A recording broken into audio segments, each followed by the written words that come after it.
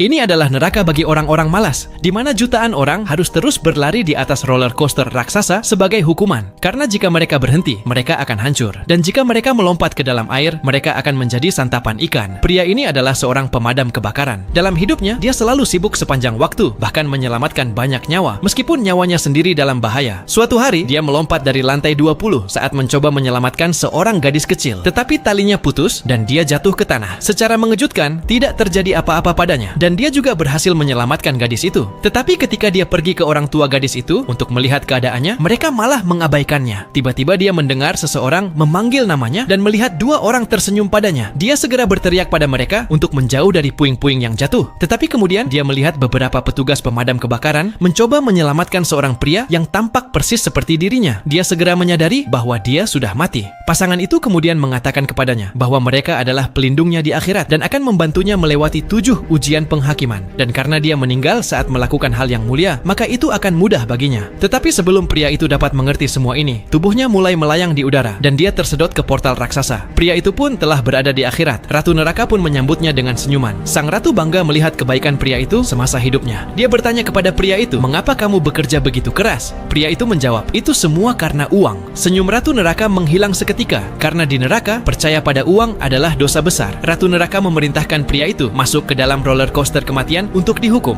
Melihat ini, utusan neraka dengan tergesa-gesa menarik rakit kemudian memanggil cermin ilahi, meminta ratu neraka untuk melihat kehidupan pria itu lagi. Ternyata pria itu memiliki 5 pekerjaan dalam hidupnya. Setiap hari setelah bekerja, dia akan pergi ke restoran untuk bekerja sebagai pelayan. Di akhir pekan, dia akan mengantarkan barang, membersihkan kamar mandi, dan bahkan bekerja sebagai sopir. Dia bekerja sangat keras untuk ibunya dan adik laki-lakinya yang masih sekolah. Ratu neraka sangat tersentuh oleh pria itu, sehingga dia akhirnya membebaskannya.